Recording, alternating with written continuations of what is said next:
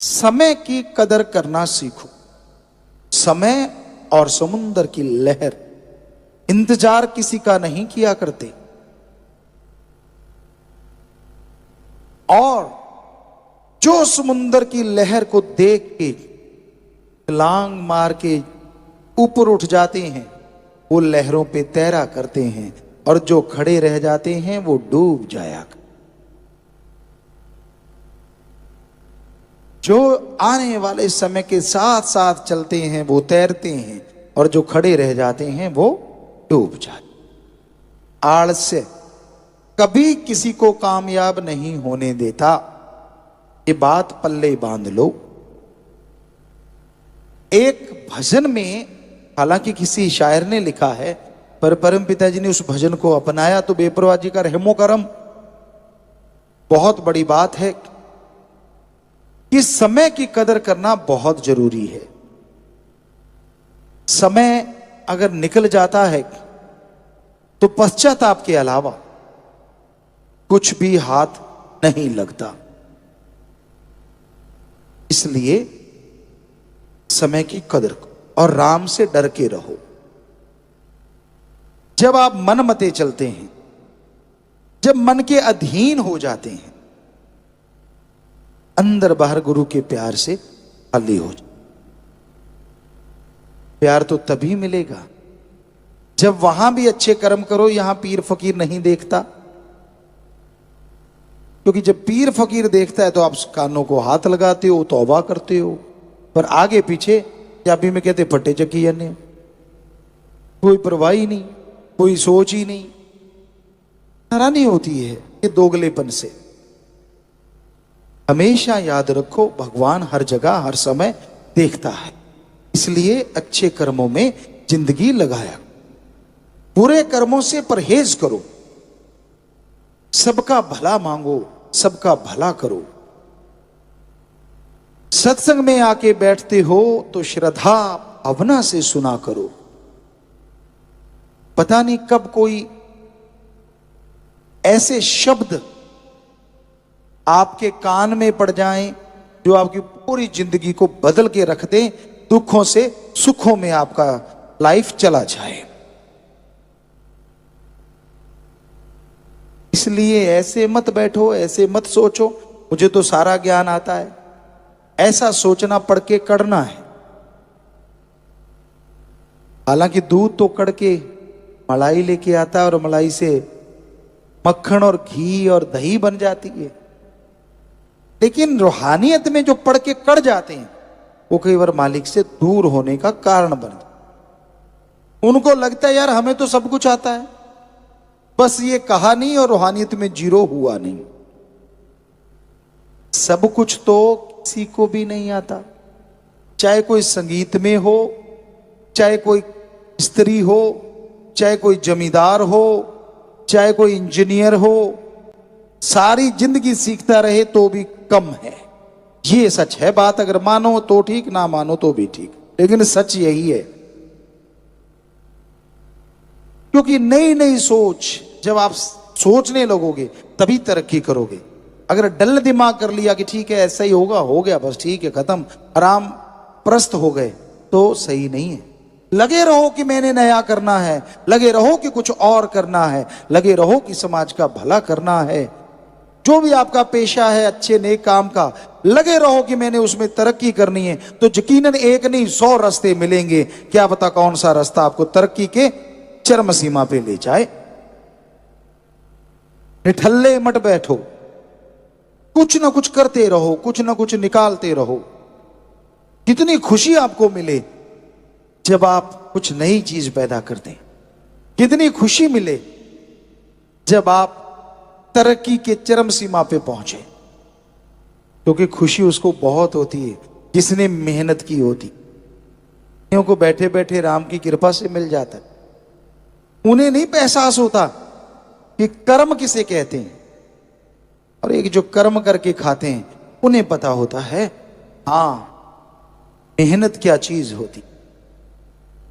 शास्त्र नाम जी दाता ने, वो थे वो हैं वही रहेंगे, पर इस शरीर से काम लेना था तो सब एहसास करवाया खेती बाड़ी करते थे, सारी सारी रात ट्रैक्टर चलाना।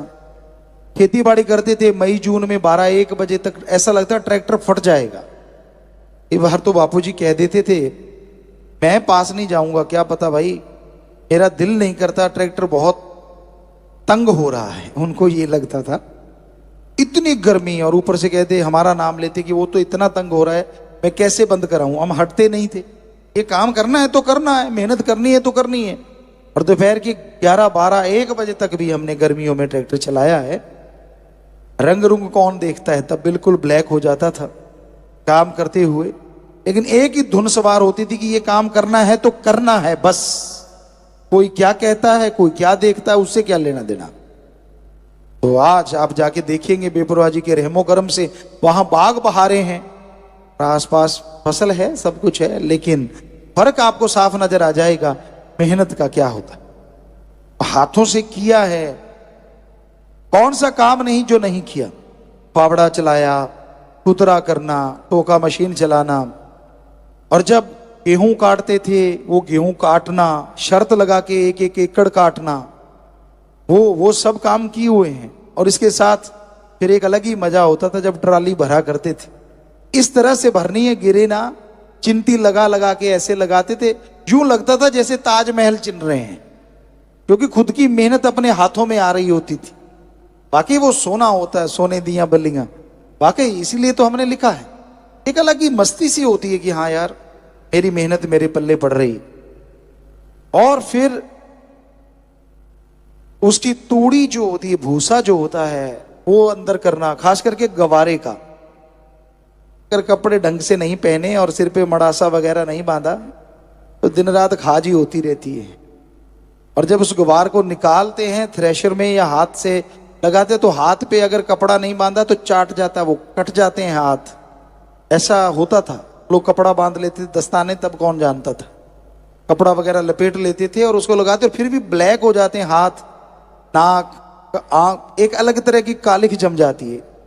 और जरा सा अंदर चला गया तो इतनी खाज होती है पूछिए मत। तो ये चीजें, और फिर उसका कुप बनाना, यानी एग्रीकल्चर की बातें आपको सुना रहे हैं। पानी की बारी आ गई तो बात ही कुछ और होती थी कि हाँ भाई पानी लगा रहे हैं, एक अलग खुशी होती थी, इतनी धरती पे ये पानी लग गया, इतने एकड़, इतने क्यारे, ये वो सब बातें चलती। तो अपने हाथों से की गई मेहनत आज अगर बाग बहारे हैं तो कोई अजूबा नहीं लगता, क्योंकि खुद की मेहनत की हुई है, खुद का खून पसीना एक किया हुआ है।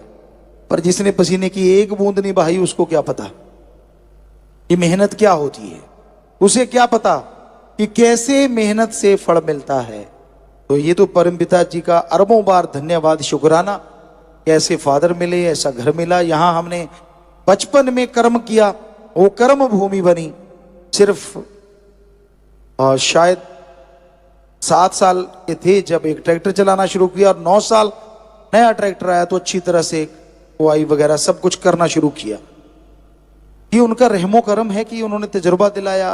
गेम्स खेलते थे हम, आजकल कई बार जवानों को हंसते हैं कि आप उठा के दिखाओ, 50 किलो का बाट हम यूं उठाया करते थे नीचे से, आज आप 20 किलो का उठा लेना, काफी पहलवान होंगे, हमें बताना भी जरूर कि पिताजी मैंने उठा लिया। मान जाएंगे, अच्छा लगेगा कि हाँ भाई आज भी नौजवान है।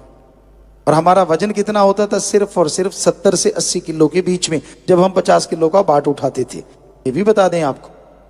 तो बात है मेहनत की, बात है हिम्मत की, बात है बुलंद हौसलों की।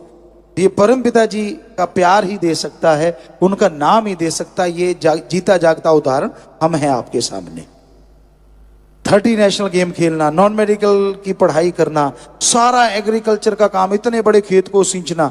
आज कई बार हमारे वो शतरंजरी बच्चा आता है तो कई बार कहता होता पिताजी हाँ बंदे इतने हो तो फिर काम चलेगा। हमने कहा बेटा इसी भूमि पे हम अकेले किया करते थे, 4-5 लोग होते थे हमारे साथ, वो भी टाइम था और आज का भी टाइम है। तो कहने का मतलब जिसने मेहनत की होती है उसे पता होता है, उसे ही दर्द होता है अपनी मेहनत का जब कोई उसे बिगाड़ने लगे।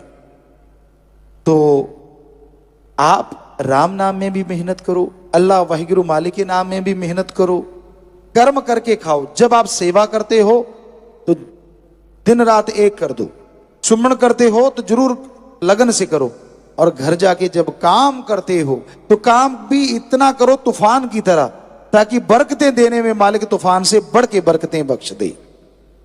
ये ना हो कि यहां से सेवा करके गए और सो गए, लो जी चको साडा लफाफा, आ चको जी कपड़े धो दिओ, असी तो पए हैं जी 2 दिन। 2 दिन तू केड़ा कोलू जुड़िया सी। तो मतलब कहने का सेवा करी है, इसका मतलब ये थोड़े ना कि जाके सोना ही सोना है। सेवा की है यहां दिन रात एक करो, घर में जाके करो तो मालिक बरकतों के ढेर लगा देंगे, खुशियों से माला माल कर देंगे। माँ बाप का सत्कार करो, इज्जत से बोलो, उनको समझाओ जरूर। अगर वो गलत रास्ते पे चलते हैं, वो गलत बात नहीं होती, ये अलग बात है। कलयुग है, कौन क्या समझ जाए कुछ पता नहीं चलता। पर आपका फर्ज है, आपको अगर ज्ञान है तो अपने बच्चों को भी और मदर फादर को भी, सबको वो बताना जरूरी है। क्योंकि आप अपने अंदर से तो लाए नहीं, आपने सतगुरु मौला से सुना, अल्लाह राम का ज्ञान सुना, तो वो बताने में हर्ज कुछ नहीं और उससे खुशियां जरूर मिलती। परम पिता परमात्मा अल्लाह वाहिगुरु राम कण कण में, जर्रे जर्रे में मौजूद है। सच्ची तड़प, सच्ची भावना, सच्ची श्रद्धा दिलो दिमाग में होती है तो उससे मिलाप जरूर हो जाता है।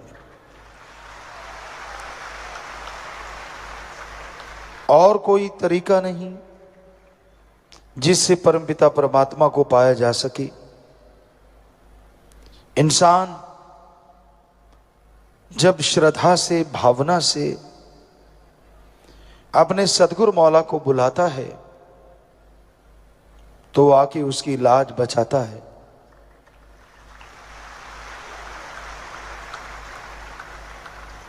सेवा सुमरन ऐसे गहने हैं, जिसने भी ये पहने हैं वो भाग्यशाली है।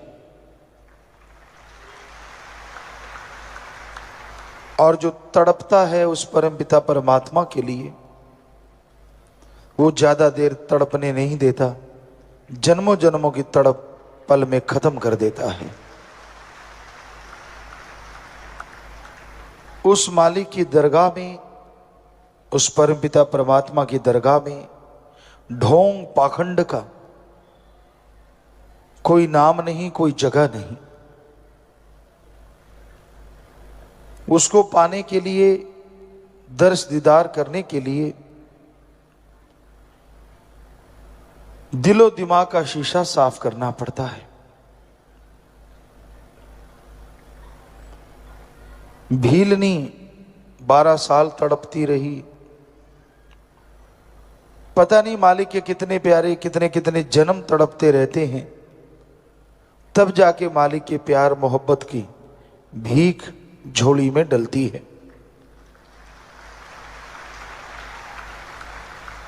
और जितना हो सके मालिक की औलाद से बेगर्ज निस्वार्थ भावना से प्यार करो, ताकि आपका प्यार बढ़ता जाए। किसी तड़पते हुए को, किसी दुखी को मिलके उसका दुख दूर करने की कोशिश करना ही सच्ची बंदगी होती है, बंदगी की शुरुआत होती है। पर वचनों में कभी भी इधर उधर मत जाओ। कई बार होता है कोई आपसे गलत उम्मीद लगा लेता है, कई बार होता है आपको लगता है कि मैं अगर इच्छा पूरी इसकी नहीं करूंगा शायद दिल दुखेगा, तो ये आपकी मन की बात है। मर्यादा में रहना सबसे जरूरी है, वचनों का पालन करना 100% जरूरी है अगर रूहानियत में तरक्की चाहते हो। यहां ढोंग ढकोसला करने वालों की कोई कमी नहीं है। पता नहीं आप लोग कैसे बना लेते हो, ये गुरु के नजदीक है, ये गुरु के दूर है। पता नहीं आप क्यों सोच लेते हो। हमारा तो एक ही निशाना होता था, सतगुरु यार है तो सब बहार है, और किसी से ना कोई दुश्मनी है और ना कोई ज्यादा प्यार है। यही है फार्मूला रूहानियत में तरक्की हासिल करने का।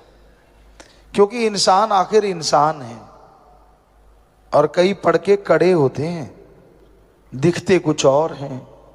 उनके कारनामे अगर आपके सामने आ जाएं तो आप थू थू करो, पर सतगुरु को पर्दा मंजूर होता है। इसलिए इश्क तो सिर्फ सतगुरु अल्लाह राम वाहिगुरु से ही करना चाहिए।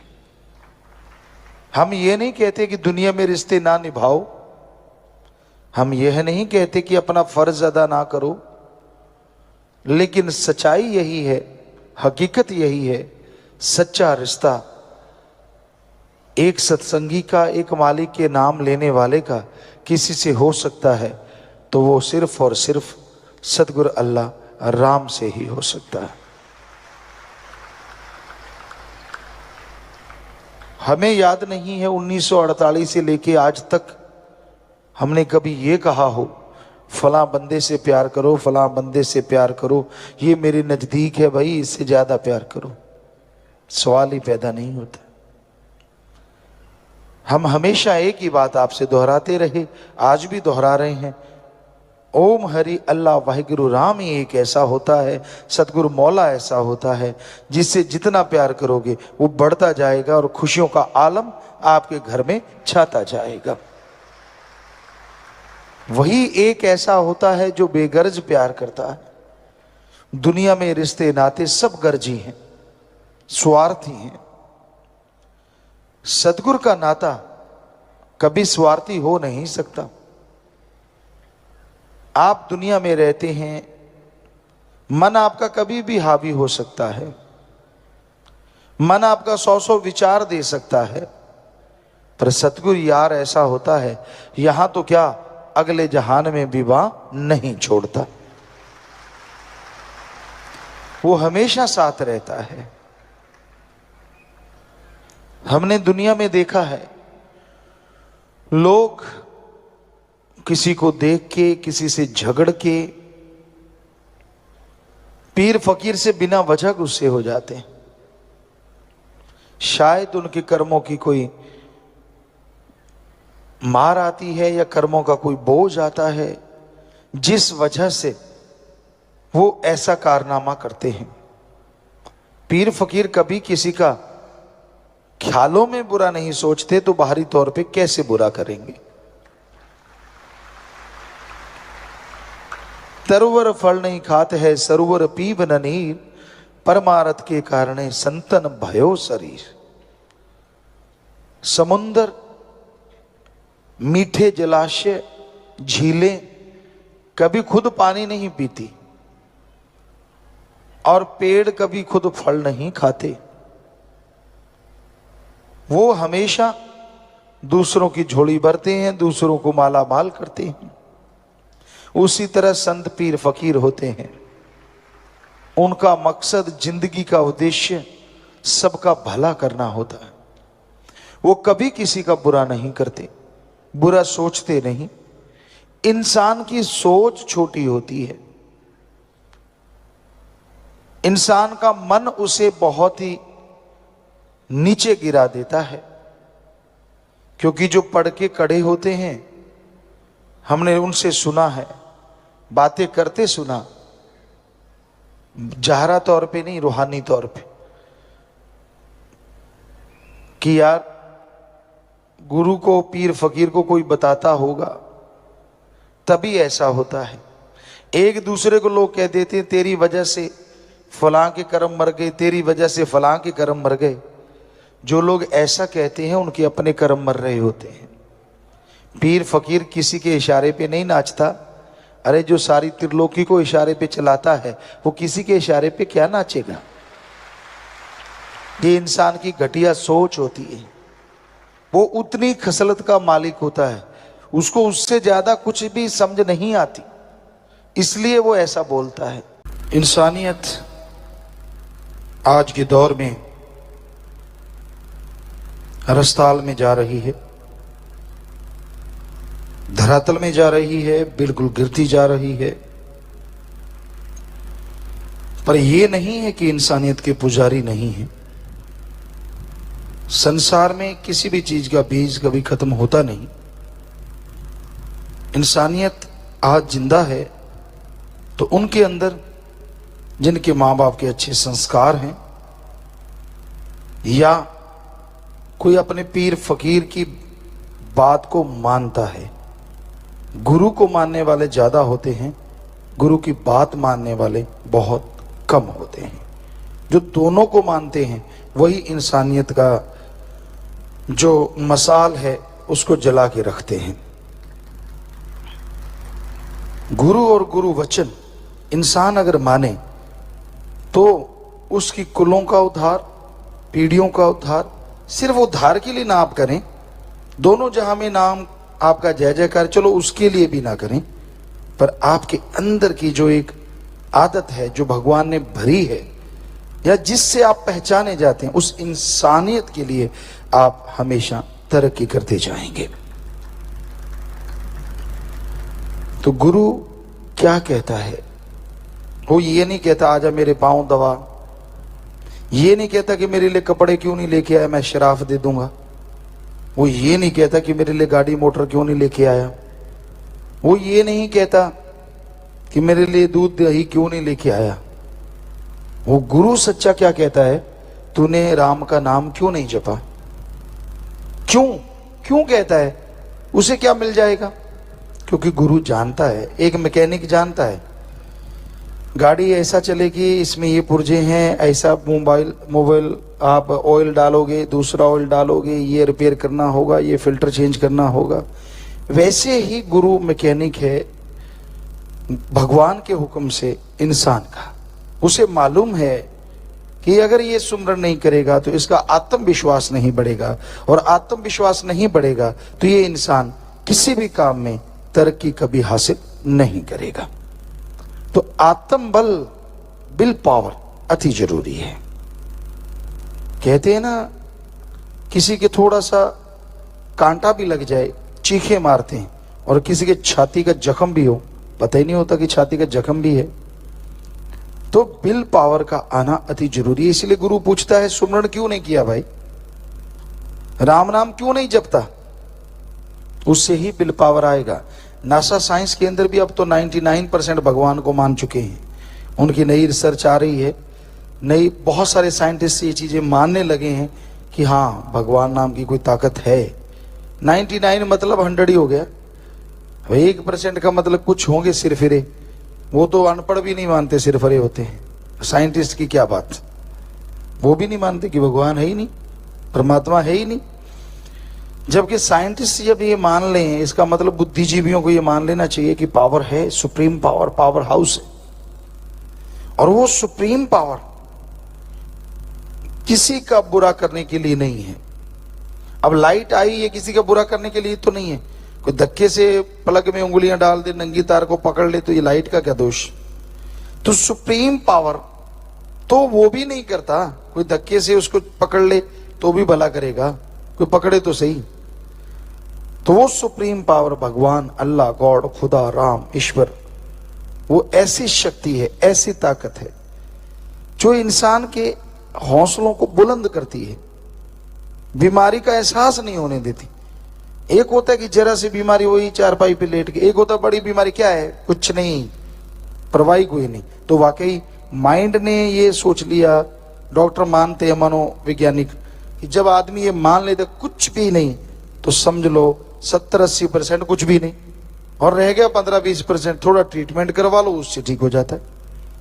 पर एक ने ये मान लो मर गए, अच्छा अब नहीं उठ सकते, माइंड ने मान लिया 80% नहीं उठ सकते, दवाइयां क्या काम करेंगी। तो ये है विल पावर। आपके अंदर विल पावर होनी चाहिए। काम कैसे नहीं हो सकता? जो दूसरे तरक्की कर रहे हैं वो कैसे करें? वो आसमान से टपके हैं क्या? आप भी काम में तरक्की कर सकते हैं। भाग्यशाली आप नहीं है, अनलक्की आप नहीं है, आपकी सोच है। इसको बदलना जरूरी है, और ये बदलेगी सुमरन के द्वारा। कहते ना, मोहम्मद गोरी था या कौन था, उसने देखा कि 16-17 बार हार गया, चींटी को चढ़ते हुए देखा और वो 17 बार गिरी और 18वें बार चढ़ गई। कहने लगा छोटा सा जीव मेरे से तो ताकतवर है, मुझे शर्म आनी चाहिए, लानत आनी चाहिए। ये फिर भी चढ़ गई और मैं आराम से बैठ गया कि नहीं मैं नहीं जीत सकता, तो अगली बार वो भी जीत गया। यानी कॉन्फिडेंस लेवल हाई हो गया।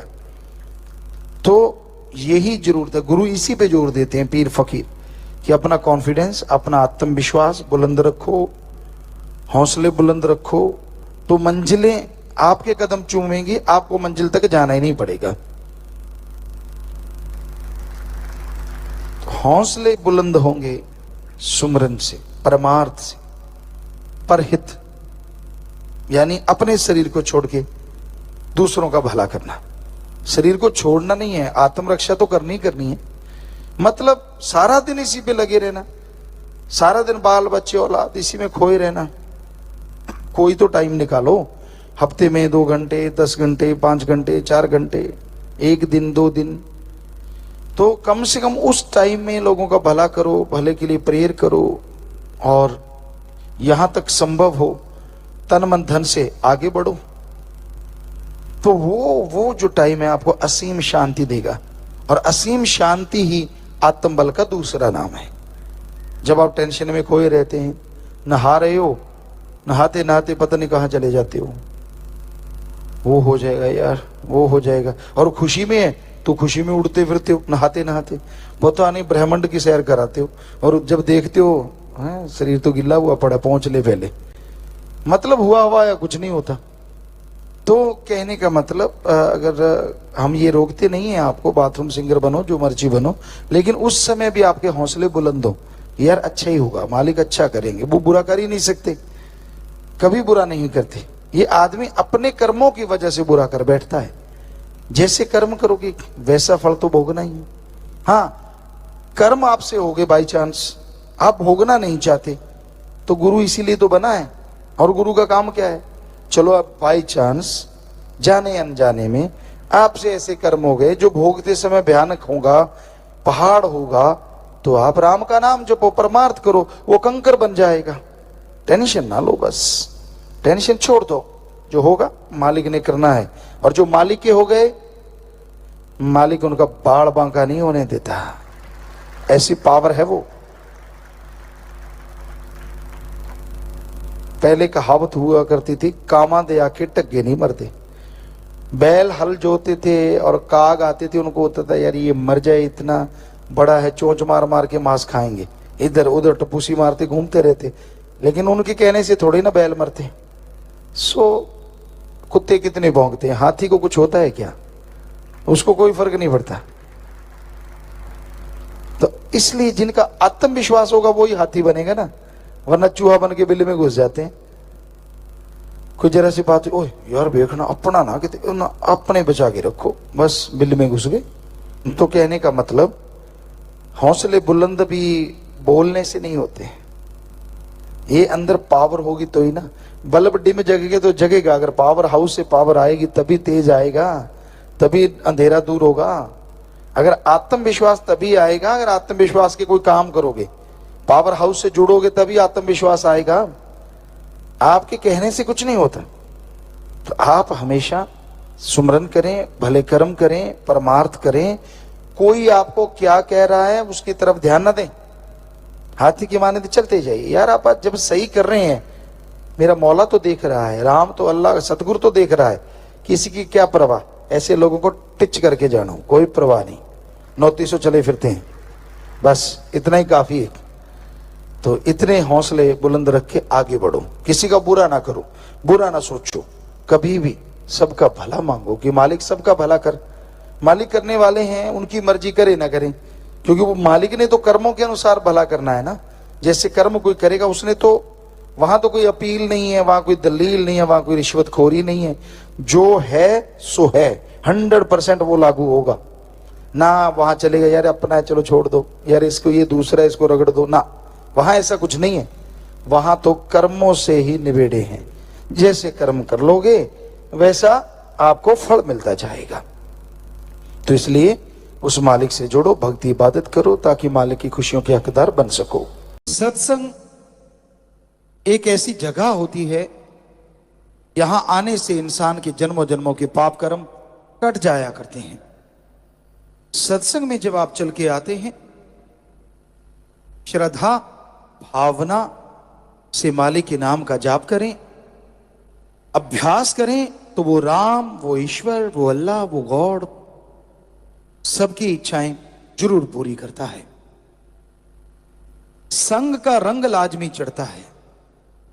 ये कहावत है, जैसा करो संग वैसा चढ़े रंग। खरबूजे को देख के खरबूजा रंग पकड़ता है। यह कहावत है जमींदारों में, किसानों में। उसी तरह आप जैसे लोगों की सोहबत में, जैसे लोगों के संग में बैठेंगे, वैसा रंग लाजमी चढ़ता है। इसलिए संग सोहबत अच्छे की करो। कभी भी किसी को गलत ना कहो, कभी किसी को बुरा ना कहो। सबका भला मांगो, सबका भला करो और मालिक को मांगते हुए आगे बढ़ो। कहीं भी कोई निंदा चुगली करता मिल जाए, अच्छा है, जितनी दूरी उससे बना लो। कई बार आप देखते हैं कोई इंसान अपने मां परिवार की निंदा चुगली करता है, चाहे वो सही बात ही क्यों ना हो, उससे दूरी बना लीजिए। क्योंकि धीरे धीरे निंदा का असर आप पे भी होना शुरू हो जाता है और आप क्यों किंतु परंतु में उलझ के रह जाते हैं। इंसान जब सत्संग में आता है और अपने सतगुरु मौला राम से जुड़ता है तो बात ही कुछ और होती है और नजारा भी कुछ और ही होता है।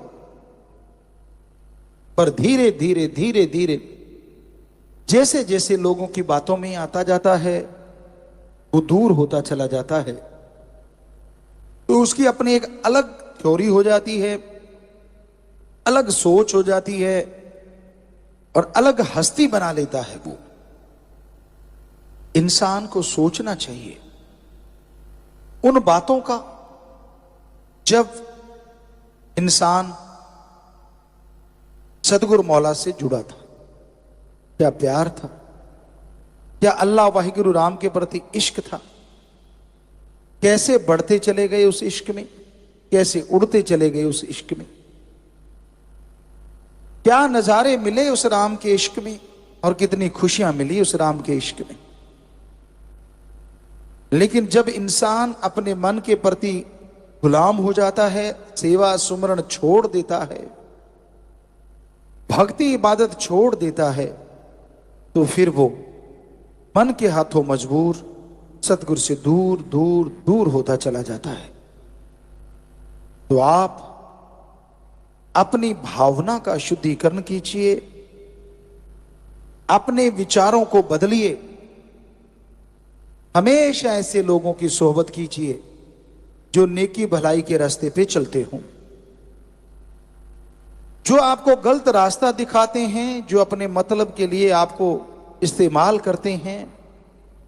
बच के रहिए ऐसे लोगों से, बहन भाइयों से, परिवार से, क्योंकि वो आपके नहीं हो सकते। आपके वही हैं जो आपको सही रास्ता दिखाएं, आपके वही हैं जो आपको सही चलना सिखा दें, आपके वही हैं सुख दुख में जो आपका साथ दे दे। सच्चा मित्र उसे कहते हैं जो इंसान को सच्चाई मुंह पे कह दे। यह देखा गया है कि इंसान जब कोई गलत कर्म करता है, कई मित्र ऐसे होते हैं उन्हें रोकते नहीं, बल्कि वाह वाह वाह वाह वाह वाह करते रहते हैं। पंजाबी में एक बात बड़ी मशहूर है, कौली चट। असल में वो दोस्त नहीं होते, वो कौली चट होते।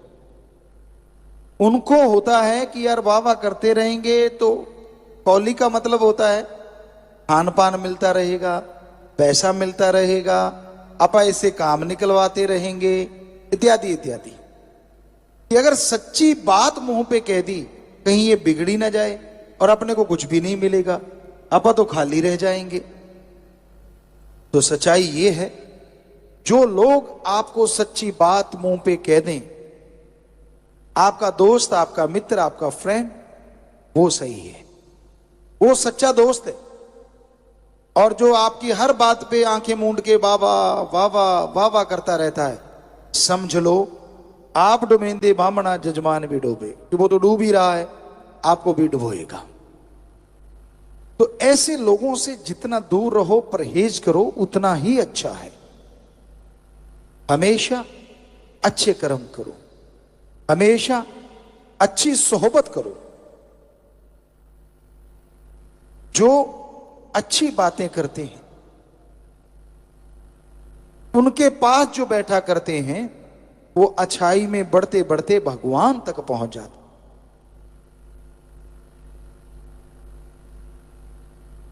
तो संत पीर फकीर हमेशा सत्संग का कहते हैं, सत्संग, सच का संग, सच की सोहबत। और सच है ओम हरि अल्लाह गौड़ खुदा रब भाई गुरु राम, और संग उसकी सत्संग, या बिना किसी से कुछ लिए दिए उसकी चर्चा की जाए, उससे जोड़ा जाए, वही सच्चा सत्संग। पानी अगर खारा हो या कड़वा हो, उसमें लाखों क्विंटल चीनी डाल दो, मीठा नहीं होता। कुछ देर हुआ फिर वहीं का वहीं। काग को चूने से पोत दो, वो हंस नहीं बनता, कूड़े करकट के ढेर में चोंच मारेगा ही मारेगा। नमक की खान में अगर कोई चला जाता है तो वह नमकमय हो जाता है, कहीं न कहीं वो नमक से जरूर लिपटा है। उसी तरह कोयले की खान में जाके कोई कालिक से नहीं बच सकता। तो भाई अगर बुराई का संग करते हो तो बुरी बातें, बुरी सोच आपके अंदर अवश्य आएगी, उससे बच नहीं पाओगे आप। और अगर बचना ही चाहते हो तो फिर ईश्वर का नाम लेना जरूरी है, मालिक का नाम लेना जरूरी है, तभी बच पाओगे, तभी खुशियां ले पाओगे। अच्छा संग करो। सत्संग की बात तो सबसे बड़ी है, लेकिन कहते हैं चंदन के पेड़ के पास अगर नीम लग जाए तो उसमें भी खुशबू आने लगती है।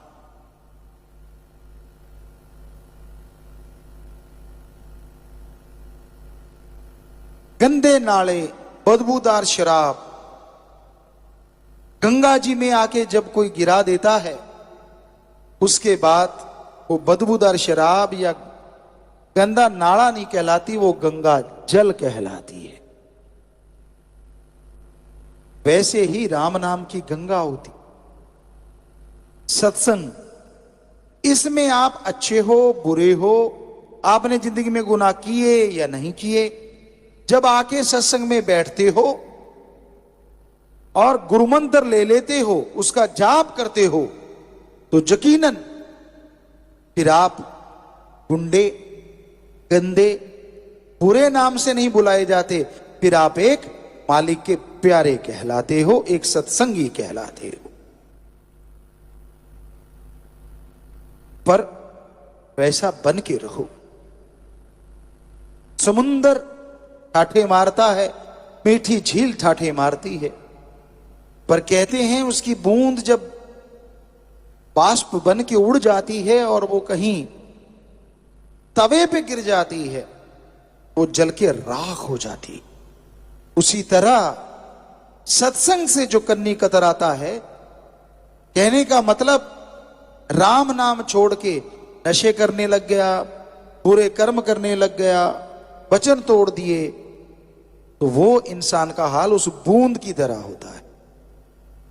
इसलिए राम नाम से जुड़े रहो। किसी की सुनो ना। यहां ऐसे मास्टरपीस बहुत हैं, तोड़ने का काम कर। दुनिया में किसी को सुखी देख के अगर कोई सुखी होता है तो वो संत है, वरना दुनिया में किसी को खुश देख के, सुखी देख के लोग अंदर से जल भून जाते हैं। यार इसको दुखी कैसे करें, यार इसको परेशान कैसे करें, यार इनके बेटों में लड़ाई कैसे करवाएं, इनको दूर कैसे करें। इसलिए एक संत पीर फकीर या उसका मुरीद ही होता है जो दूसरों को सुख देके खुद सुख अनुभव करता है और परमात्मा वास्तव में उसे सुख दे देता है। आप बहुत सारे सेवादार जो आज यहां बैठे हैं वाकई वही हैं जो दूसरों को खुश देख के खुश होते हैं।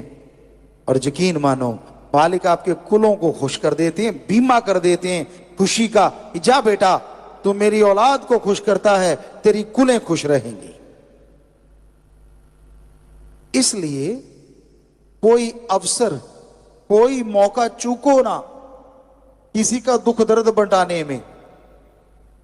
कोई अवसर, कोई मौका चूको ना किसी को मालिक से जोड़ने में। कोई अवसर, कोई मौका चूको ना घायल को हॉस्पिटल पहुंचाने में, दुखी का दुख बंटाने में। कोई मौका चूको ना भले कर्म करने में। यकीन मानो मालिक मौका नहीं देंगे आपके शरीर पे, आपके घर में दुख आने का। सत्संग इस कलयुग में एक ऐसा सहारा है जो डूबते हुए को नाव मिल जाए उससे भी बढ़िया तरीका है। आम कहा जाता है डूबते हुए को तिनके का सहारा, पर अगर नाव ही मिल जाए तो पूछिए मत।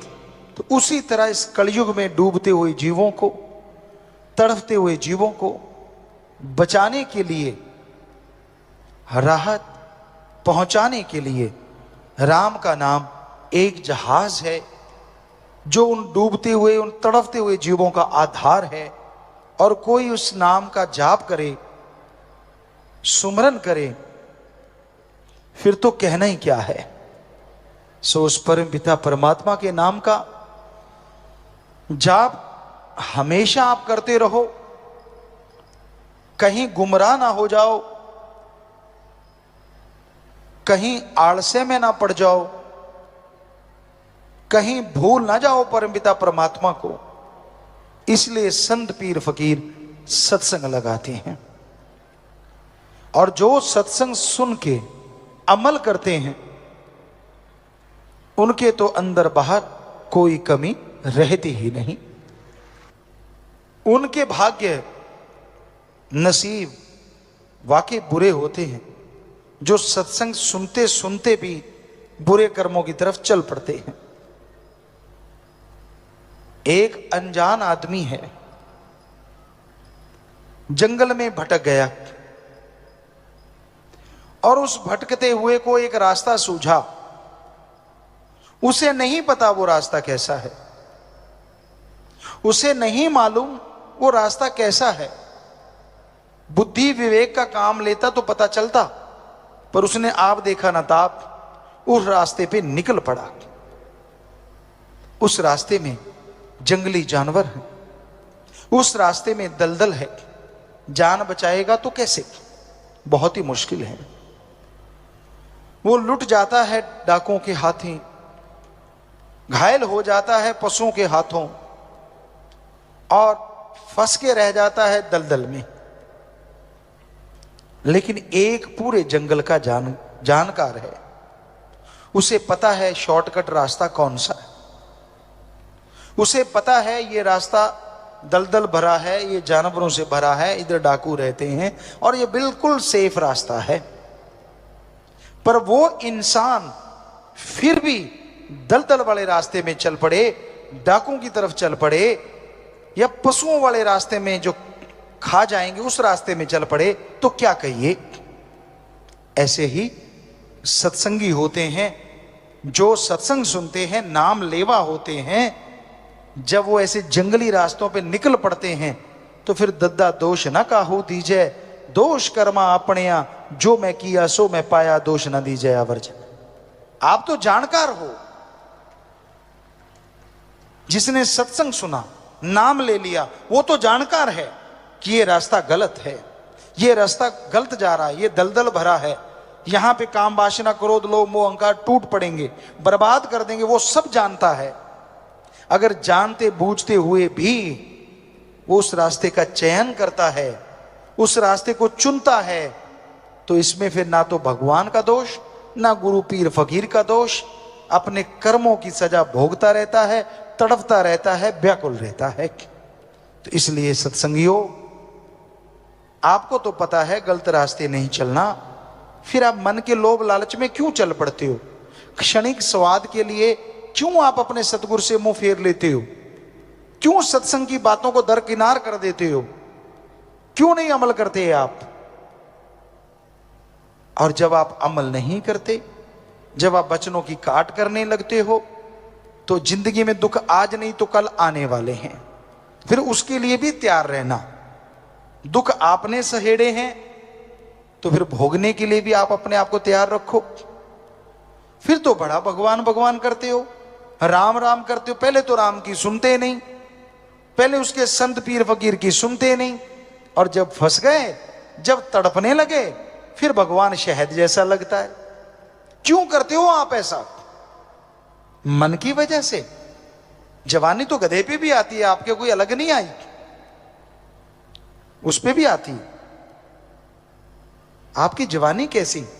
वो जवानी जो सतगुरु के लेखे लगे, अरे वो जवानी जो समाज के भले कामों के लेखे लगे, अरे वो जवानी जो भक्ति इबादत में पल पल गुजारे, उस जवानी के बराबर दुनिया में तीनों लोकों में कोई नहीं होता। उसकी भक्ति अव्वल दर्जे की मंजूर होती है, या कोई बचपन में लग जाए और आखिर तक निभा दे, उसकी अव्वल दर्जे की होती है। पर यहां तो जब दोहरा मापदंड अपना लेते हैं लोग, अपने सतगुरु को, अपने राम को मूर्ख बनाना उनकी आदत बन जाती है। ये दिखाना कि मैं भक्त भी हूं, और काम वो करना जो संत पीर फकीर रोकते हैं। तो फिर दुखों के पहाड़ को बुलाने से कोई रोक नहीं सकेगा। फिर तड़पोगे, फिर रोओगे, तब आप होगे और आपके दुख होंगे। कैसे कोई बचाएगा? गुरु को मानते हो पर गुरु की नहीं मानते, ये खतरनाक है, ये डेंजर है। जब आपको समझी आ गई कि रास्ते दलदल से भरे हैं, जब आपको समझी आ गई कि जंगली जानवर आप पे अटैक करने को तैयार बैठे हैं, तो राम नाम का शॉर्टकट क्यों नहीं अपनाते? क्यों काम वासना क्रोध लोभ मोह अहंकार मन माया को, उन जंगली जानवरों को अपने पे टूटने का मौका देते हो? क्यों? जोश जवानी का।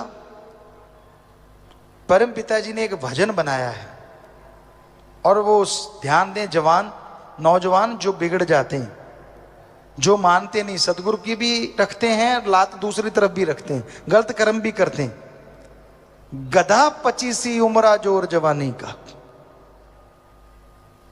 कि जब 25 साल तक की उम्र जो है ना, दुलत्ते झाड़ने वाली है। किसी को रोक दो आप, माँ बाप भी रोक दें तो उनका दुश्मन बन जाता है। मुझे रोका तो कैसे रोका, मैं मर्जी का मालिक, मैं करूं सो करूं। यानी गधे की तरह दुलत्तियां झाड़ता है। संत पीर फकीर समझाएं, अगर उसकी मन की बात कहते रहे, हाँ जी हाँ जी हाँ जी हाँ जी हाँ जी हाँ जी, फिर तो बड़ा खुश। और आज हम जो थोड़ी करारी बातें सुना रहे हैं तो थोड़ा रूठेगा भी, हाँ, हमें कहते रहते पिताजी तो, और तेरे बाप को कहें भाई, और गड़बड़ तू कर रहा है तो तेरे को ही कहेंगे ना, तेरा बाप करेगा तो उसको भी कहेंगे।